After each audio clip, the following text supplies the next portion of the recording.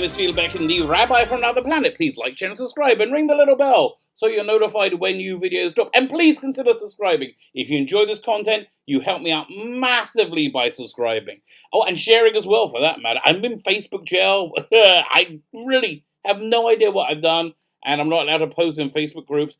I wish I would tell you what of their draconian laws you had subverted when you were put in Facebook jail. But if you can share as well, that'd be freaking marvelous. So, about, what was it, 6 months ago, it was June. Well, I think just about when I really started this channel, the story came out about Gareth Roberts. Gareth Roberts is a Doctor Who writer. He's been a Doctor Who fan and writer since I've been a Doctor Who fan as well, which was all my life. But he came to prominence in the 90s.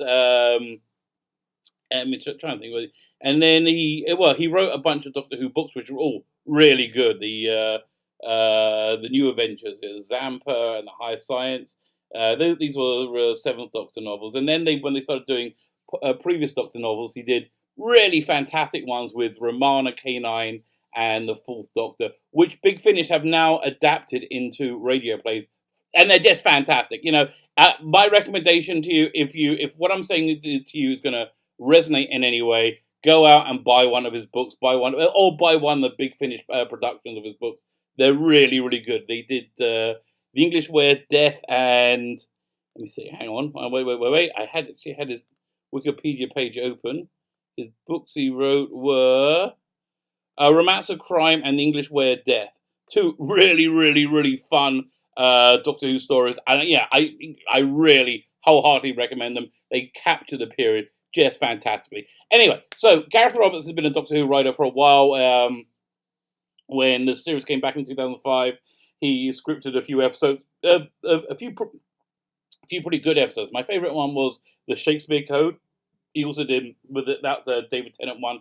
He also did with Matt Smith, The Lodger, and there was a sequel to The Lodger. What was that called? I can't remember. I'm looking up at his page again.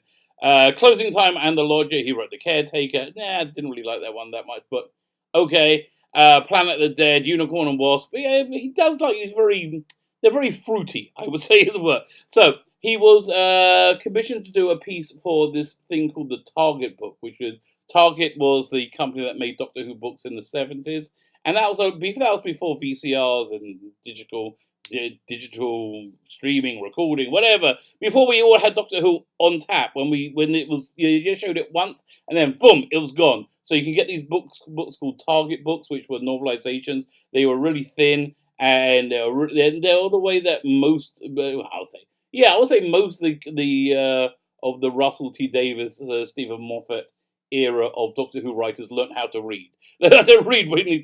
So he was commissioned to do a short story in this book celebrating Target books called the Target Storybook, I think. And then his work was removed from the book because he had run afoul of the woke scolds on Twitter. Which this is what this video is about. So he just released an article. He wrote an article at the time, but I think he rewrote it recently. It came out 2 or 3 days ago, talking about his experience being cancelled, being a victim of cancel culture. Fantastic article. You can find it at the Unheard. The unheard.com.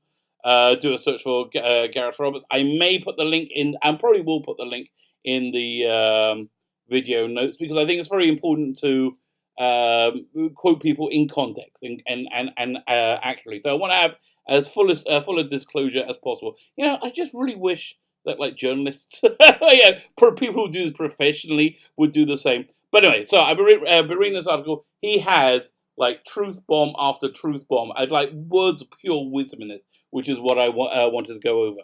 So.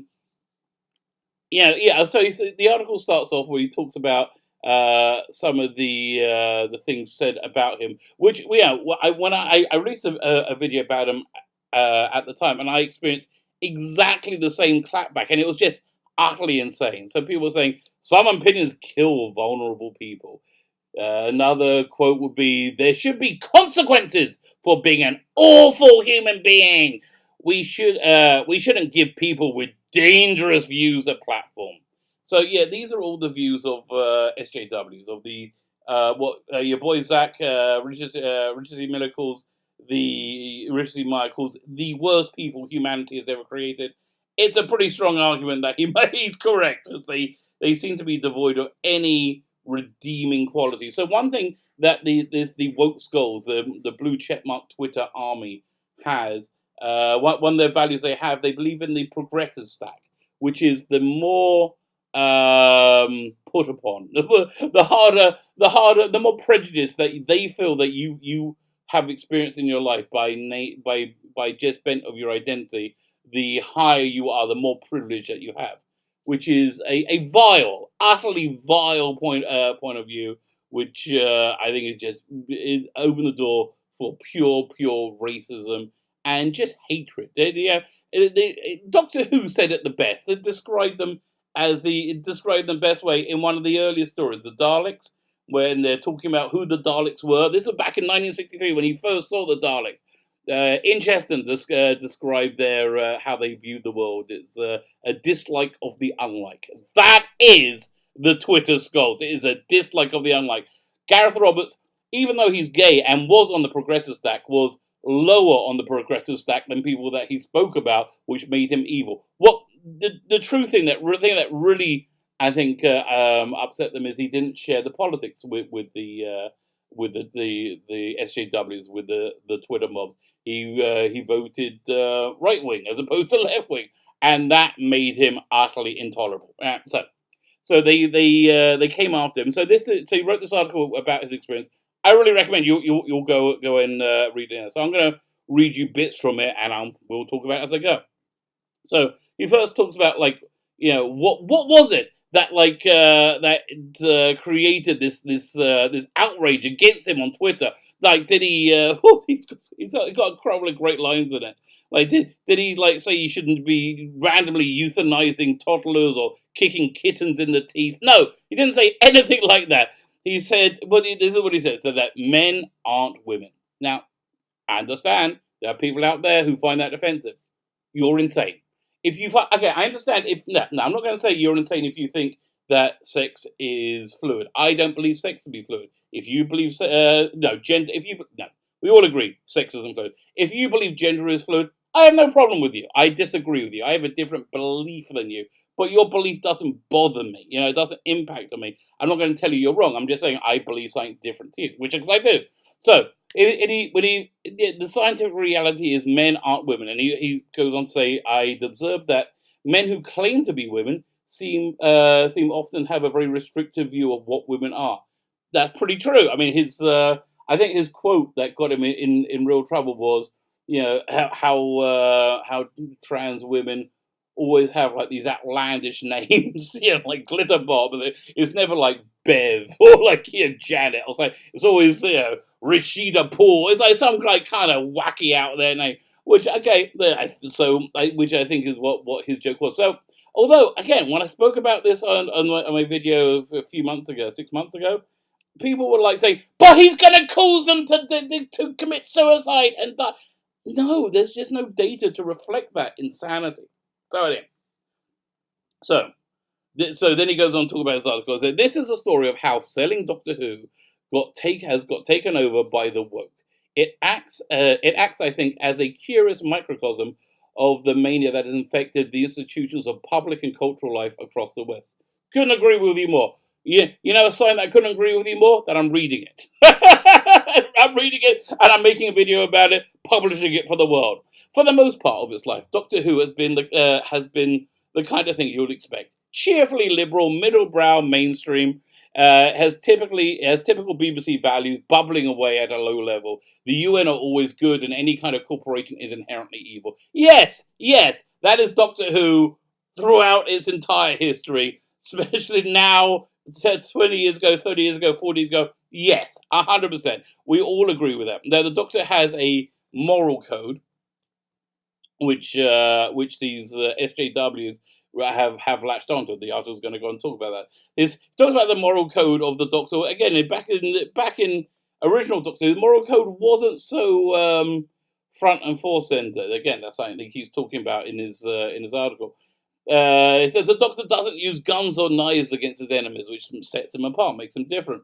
But then he does point out that he's quite happy gassing, bombing, shoving into liquid ice or whatever any of his non-human enemies. But nobody ever points out the screaming hypocrisy of it, because that's all just part of the fun. Yeah, 100% right.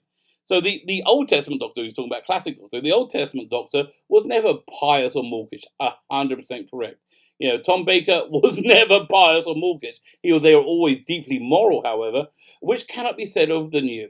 What was devised as a Saturday treat, a chance for adults to feel frivolous and for kids to feel grown up after a hard week, has become an arena for exploring ethical notions in a flagship BBC show. Yes, 100% right. And he's saying the show just wasn't designed for that. It was designed primarily to be fun.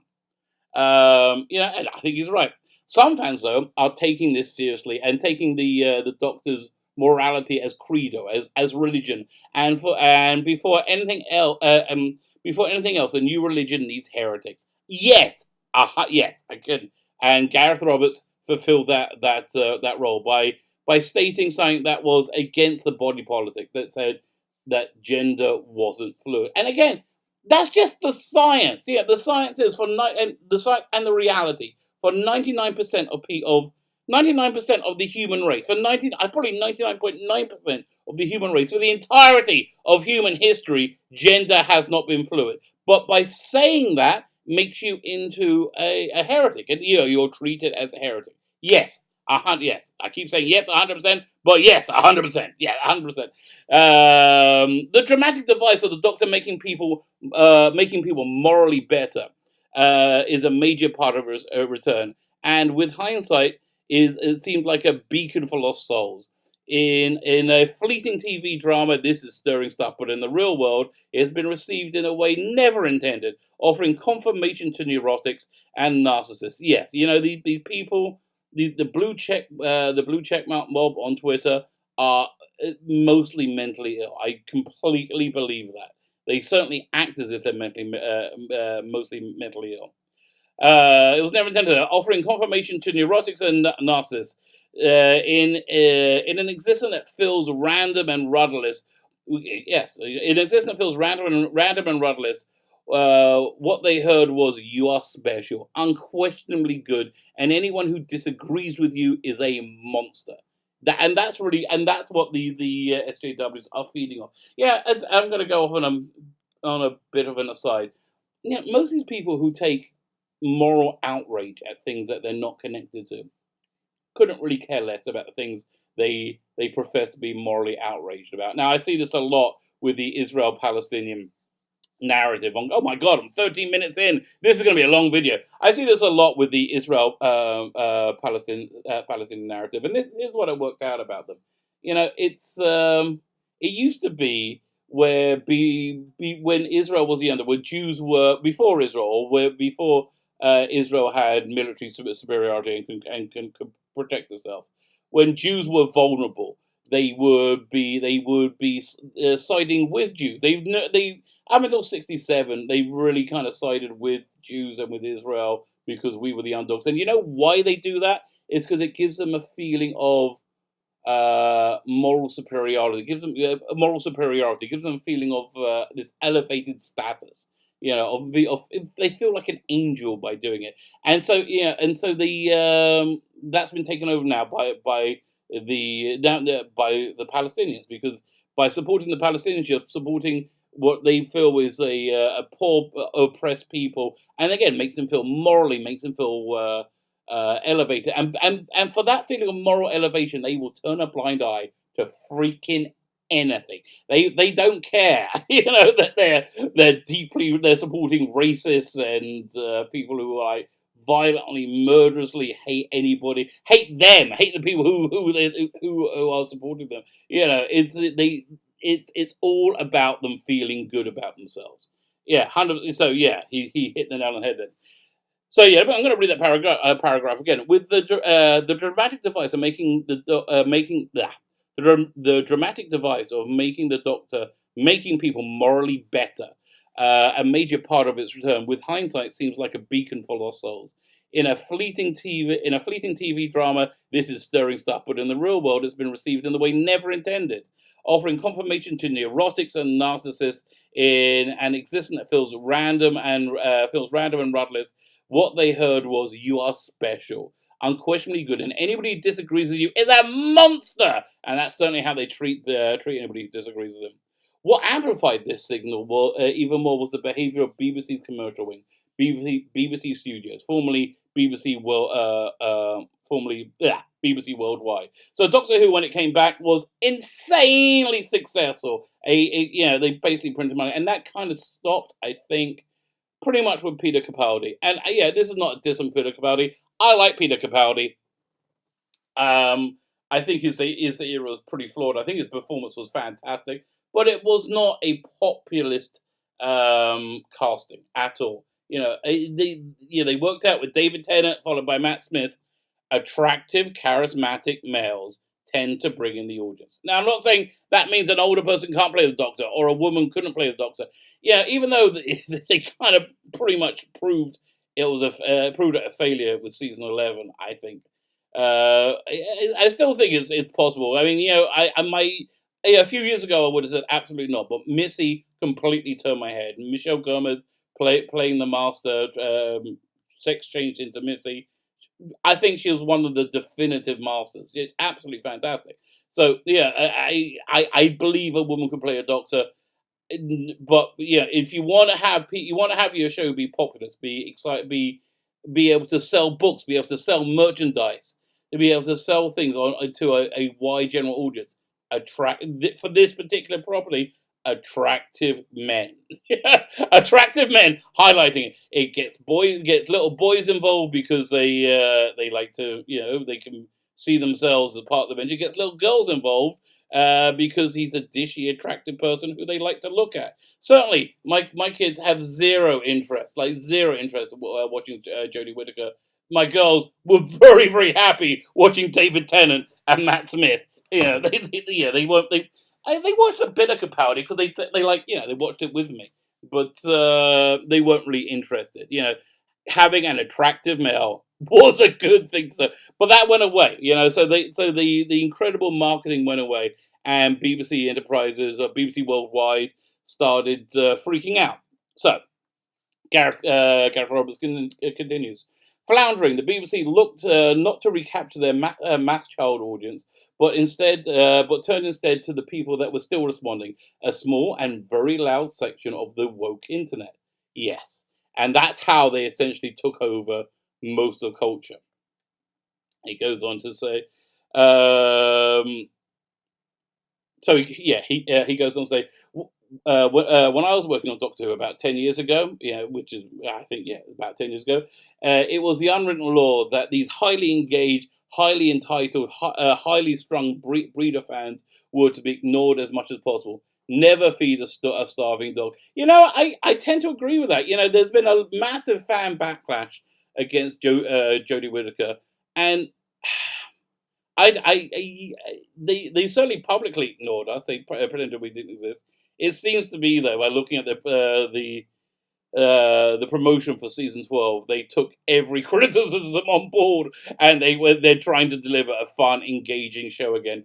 I really hope they can. I really hope they can. You know what would probably help? Hiring Gareth Roberts to write a few of their scripts, because he understands it. The people they have writing Doctor Who last year, not so much. So they turn to the they turn to these people who are screaming on Twitter instead, because they wanted to get some kind of instant feedback, I think, for their work.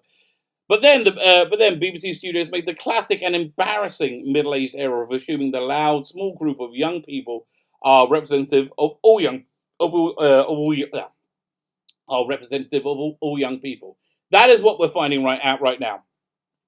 That these loud voices screaming for, I don't think they're screaming for diversity. They say they're screaming for diversity, but I don't think they're really screaming for diversity at all, because they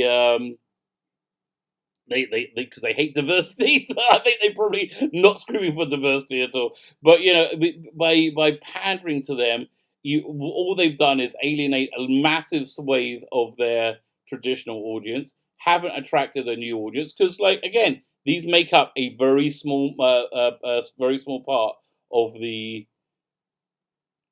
merchandise buying population. I don't know, don't know what to call it. They just don't buy the crap. There was limitless Jodie Whittaker crap on the shelves. What, 13, 14 months ago before season 11 debuted? Nothing since. That is not a sign that you've done well. It's not a sign you've engaged the public. The trouble is, if you encourage the woke, then your enterprise will never be pure enough. That is true. They will turn on you in a second, and this is what happened to the Doctor Who fan base. A band of happy hobbyists were taken over by what is now termed as the Doctor Who community. And you know what? I like the woke community, but I can't use it anymore because these idiot, evil, insane people have taken it over, and they police it vigorously with, frankly, batty ideas, especially about gender and identity. Again, the fact is, for 99.9% of the human race, for the entirety of human history, gender isn't fluid. And okay, I get it. For some people, they say gender is fluid. And for all I know, their gender may be fluid. I'm not judging them. I'm not telling you who they are or what they are. I'm just telling you what I believe. I will be polite to you. I like being polite. I don't mind saying, I will always try and call you a man if you want. If you identify as a man, I'll try and call you a man. If you identify as a woman, I'll try and call you a woman. If you look very man, if you look like a man in a dress, I may slip up. I may make a mistake. And if you're sanctimonious and have no sense of humor, I may take the piss out of you. I will probably take the piss out of you. You know who definitely did take the piss out of you? Gareth Roberts. You know what you really need to do? Get a bit of a sense of freaking humor about yourselves. Oh my God! It's if you can't laugh at yourself, you're doing something wrong. So they would, because he made these inflammatory statements about the trans community by essentially taking the piss out their pomposity. BBC Books pulled Robert's story from this collection. BBC Books said, "My views conflict with our values as a publisher. What these weasel words actually mean is they were terrified of the vampire they admitted over their threshold." 100%, yes. Okay, so then the article goes on, talks about the massive double standards involved. He cites fellow Doctor Who author and trans woman Juno Dawson's, I would say, inflammatory statements, and then another guy, Pedro Banos, the anti-Semitic conspiracy theorist. It always amazes me how, like, it always ends up with hating Jews. It always ends up. Yeah, I mean, we're talking about SJWs, we're talking about socialists, and it always ends up with going, oh, and it's all the bloody Jews' fault, right? What? What do we do? We're just standing here. Leave us alone. Fine. And then he wraps up the article and says, "I used to wonder what happened to all the repressed, uptight people I remember from my youth. The self-deniers, the quivering zealots, the senior prefects." Yes, that's who the Twitter mob are, the senior prefects. They're the people who have the key to the, resource cabinet in school. The senior prefects and hall monitors, yes! And the revelers in victimhood, moral uncertainty, and, I don't even know what this word is. Sentatiousness. I have no idea what that means. Who enjoy nothing better than a good old ban. Where do they all go? Turns out they never left us. Turns out they went to uni, they got woke and became our masters. Yes! And now with channels like mine, the Fandom Menace, we are trying to rebel from their complete vice-like control over the world. So listen, I'll put the link to this article, although I pretty much read the whole thing to you now. I'll put the link to the article into the video notes. Go and see it for yourself. He talks about, what do we do with this culture war? Like nobody wanted to fight it. How do we fight? Nobody has any idea. I think that what you do about the culture war is do what you do, Gareth. You publish this article on the Unheard, Never Heard of It. You start a YouTube channel. You engage in social media. You fight. If something's important, you fight, and that's what I'm doing. That's why this channel was here. The channel was here mostly so I can rant at you people rather than my family, and I have to watch their eyes glass over as I say, "Oh my God, Star Trek Discovery is so sexist!" I don't have to listen to me rant and ramble. I can do it to you instead. Thank you very much for that. And if you enjoy me ranting and rambling, please consider subscribing to my channel. As I said at the beginning, it helps me tremendously. 25 minutes, 23 seconds. That is an insanely long video. I apologize for going so on, but it was, I think it's an important subject to talk about. Like, share, subscribe, ring the little bell so you're notified when new videos drop. Comment, let me know what you think, and have a great day. Thanks so much for listening.